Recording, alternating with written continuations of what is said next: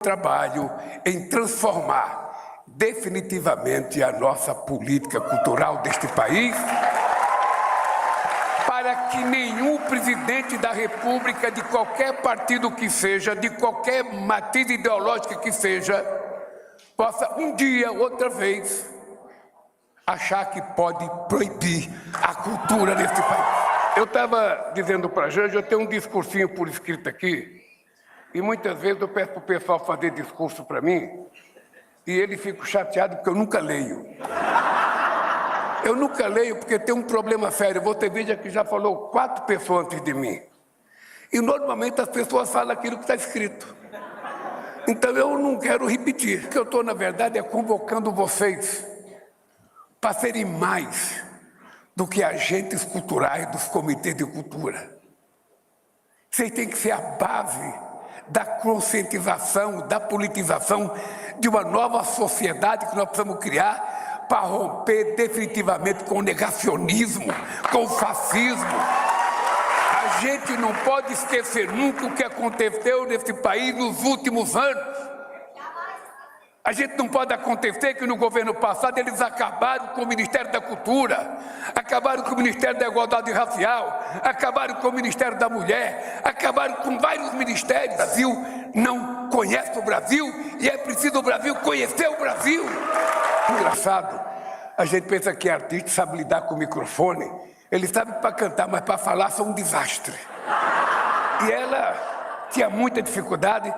Vocês perceberam que ela já está com uma desenvoltura, sabe, que já parece que quer ser candidata a alguma coisa, mas ela está bem desenvolta. O dado concreto, companheiros que fazem a cultura nesse país, com essa alegria, com esse entusiasmo, eu quero dizer para vocês que hoje é possivelmente o meu dia mais feliz desde que eu fui presidente da República em Cidadania de Cultura. Por favor, não decepcione o Brasil. Faça a revolução cultural que o Brasil precisa que seja feita, para que nunca mais alguém tenha coragem de dizer que a cultura não vale nada, de que a cultura atrapalha, que os artistas são criadores de casa. Eita, começou no blá blá blá na segunda-feira com Lula indo lá e cutucando na ferida do bolsonarismo. Para quem será que ele mandou esse recado falando em resgatar a cultura? Um Brasil que a gente viu nos anos de Bolsonaro que aconteceu. Aconteceu a chamada guerra cultural. Os bolsonaristas usavam a cultura como se fosse algo para fazer só política em cima daquilo, como se fosse uma guerra política, e tentavam, de alguma maneira, até censurar aqueles que eram vistos como mais à esquerda. Foi uma época muito complicada. O Bolsonaro ficava espalhando aquela narrativa cascata dele de que os artistas com a Lei Rouanet estavam embolsando milhões, e ele acabou construindo até incitando, né, um certo ódio aos artistas, algo que não acontecia antes, mas aconteceu no Bolsonaro. Era parte da guerra cultural bolsonarista. Cultura para eles era só um meio de tentar ideologizar as pessoas, fazer uma guerra entre ideologia, e a gente viu que eles acabaram, inclusive, matando parte da cultura, acabaram com o Ministério da Cultura. Foi uma época muito tenebrosa para o Brasil, inclusive neste aspecto. E aí, Ricardo Noblar, gostou do Lula dando essa porrada no Bolsonaro? O Lula está em campanha, né? Quer dizer, é natural também com essa coisa de reeleição. Aliás, esse foi uma das consequências da introdução da reeleição no país, que não existia até 1994, passou a existir a partir de 98, esse direito dos governantes, sejam presidentes, sejam governadores, sejam prefeitos, poderem se reeleger. Com a introdução da reeleição, então, não tem como, um presidente vive em campanha o tempo inteiro. Antes ele só se preocupava ali em governar, porque o mandato seguinte seria de outra pessoa, não mais dele. Mas agora não. Agora ele tem direito ainda a disputar mais uma reeleição. E E é isso, não tem o que fazer. Governador que assume, prefeito que assume, presidente da República, é eleito pela primeira vez, ele já está pensando na eleição seguinte. E o Lula lançou esse plano hoje para a cultura brasileira, enviado ao Congresso, e estavam ali presentes todos os ativistas culturais, a ministra da Cultura, com quem ele fez essa brincadeira. Olha, cantor serve para cantar, mas quando é na hora de falar tem dificuldade. Mas a nossa Margarete Menezes já está falando que é uma beleza, quem sabe ela não vai se candidatar a alguma coisa. Ele sabe que há uma articulação na Bahia para que a Margarete Menezes saia candidata até ao Senado. E tem duas vagas lá. Não vai ser fácil para ela, vamos dizer, emplacar a sua candidatura ao Senado, ou aos que estão por trás dessa candidatura da Margarete Menezes. Porque o Rui Costa, que é o atual chefe da Casa Civil, quer dizer, a pretensão dele, já foi governador da Bahia duas vezes, a pretensão do Rui Costa é se candidatar ao Senado agora. Bom, mas tem duas Mas quem vagas, mais mas o ganha na PT. Bahia? Tem o Rui Costa para o Senado, quem que seria? Você sabe quem está forte lá na Bahia? Não, veja, eu não. Dá uma olhada aí para ver se o Jacques Wagner terá que renovar o mandato dele agora, ou se ele ainda tem mais 4 anos, eu não me lembro mais. É mesmo, mano. Eu acho que sim. Hein? Eu não lembro dele ter concorrido na última eleição. Jacques Wagner, deixa eu ver quando que ele venceu a última vez. Não, ele venceu em 2018, então Então ele tem 2020. que É, vai renovar o renovar, mandato vai dele. renovar. Vai Então é renovar. natural que o Jacques Wagner, líder do governo no Senado, ou líder do governo no Senado, que é grande amigo de Lula há décadas. Quando o Lula não pôde ser candidato a presidente em 2018, porque ele estava preso lá em Curitiba, ao se convencer que não seria candidato a presidente, antes de convidar Haddad para que Haddad fosse candidato no seu lugar, o Lula convidou o Jacques Wagner. O Jacques foi que não quis de jeito nenhum. Aí o Haddad, que até aquele momento era tido como o vice de Lula, porque o Lula poderia, quem sabe, ser candidato, virou o candidato. Mas primeiro ele convidou o Jacques. Foi. E o Jacques não tem nenhum plano de se aposentar da política, pelo menos por enquanto. Então é natural que o Jacques seja candidato a uma vaga, são duas em disputa, serão duas em disputa no próximo ano.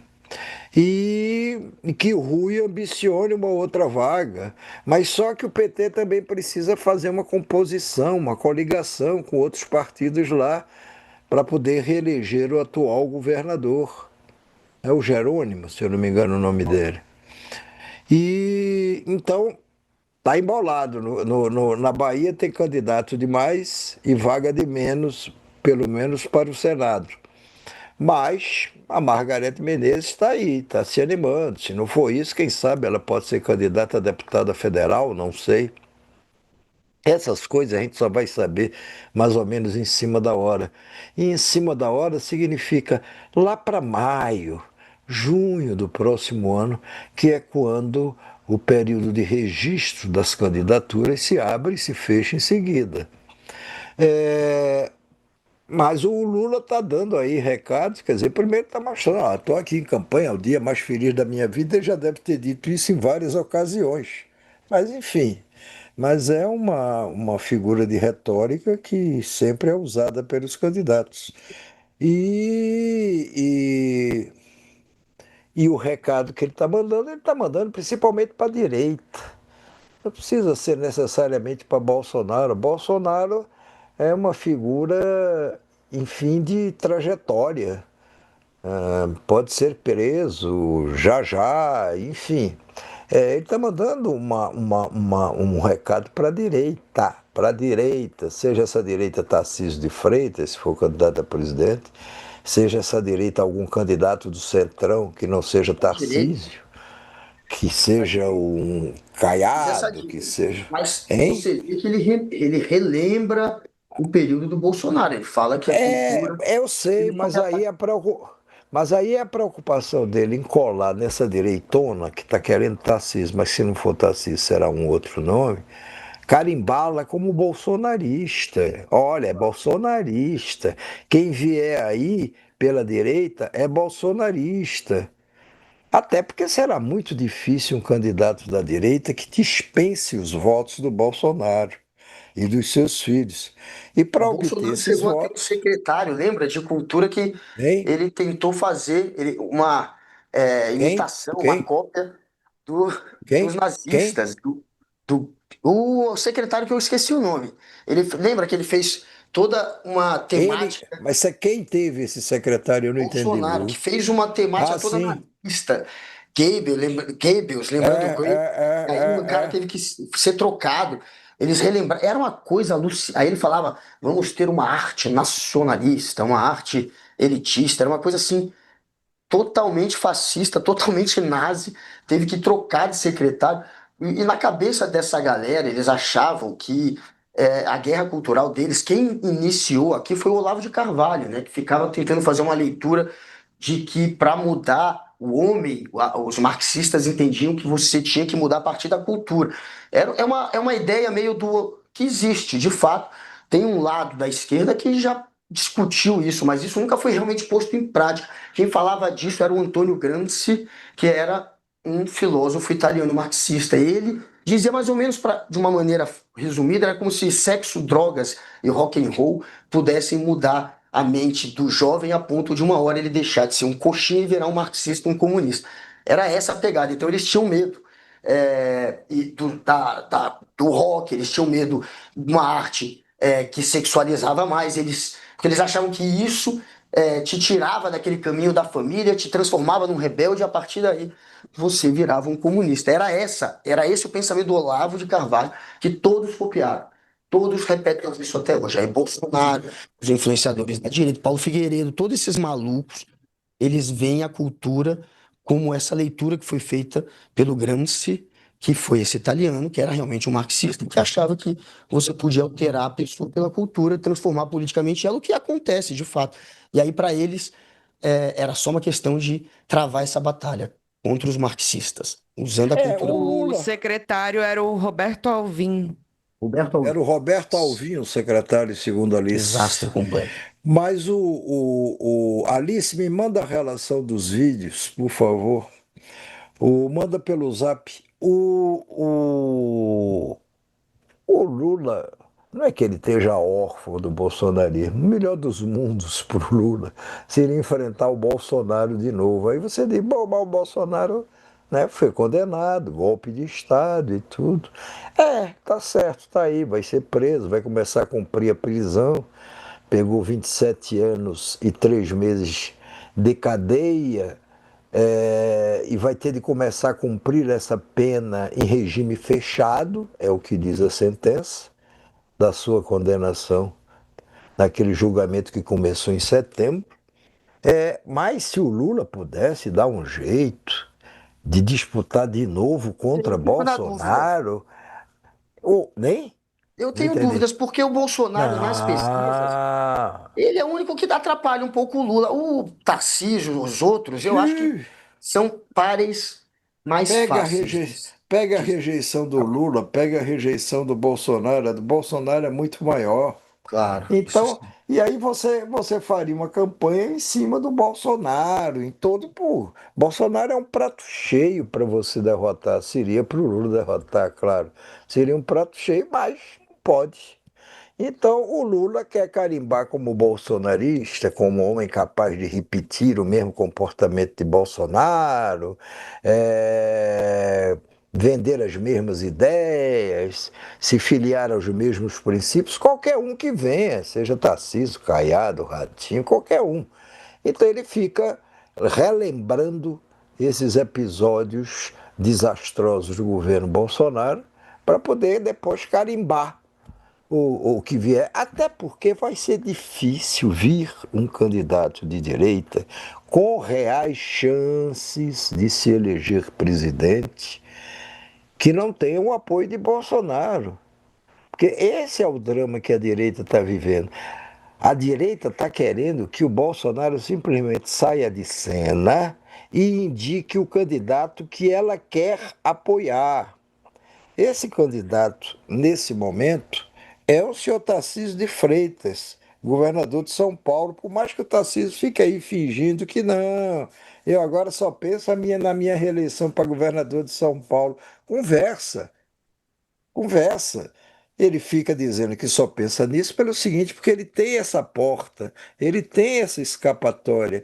Quer dizer, ele está em campanha hoje para ser ou presidente ou para ser o candidato ao governo de São Paulo pela segunda vez, e, e é uma situação até confortável desse ponto de vista.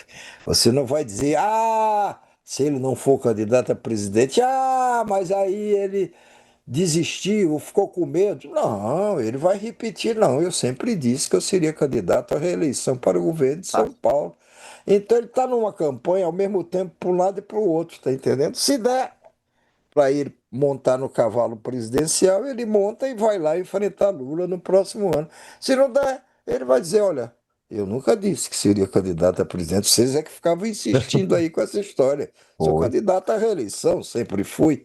Claro. Agora, nem Tarcísio, nem nenhum outro candidato ou eventual aspirante a candidato pela direita terá chances reais de se eleger sem que o Bolsonaro o abençoe, sem que Bolsonaro diga com todas as letras: olha, gente, meu candidato é Tarcísio, Ó, ou é já que você. Zema, É claro, ou é Ratinho, ou quem quer que ninguém seja. tem chance sem Bolsonaro. Essa é a Entendeu? Vai verdade, isso é ter, óbvio. vai ter que dizer. E não está aparecendo até Vamos ver o agora que o vídeo do Tarcísio. Bolsonaro.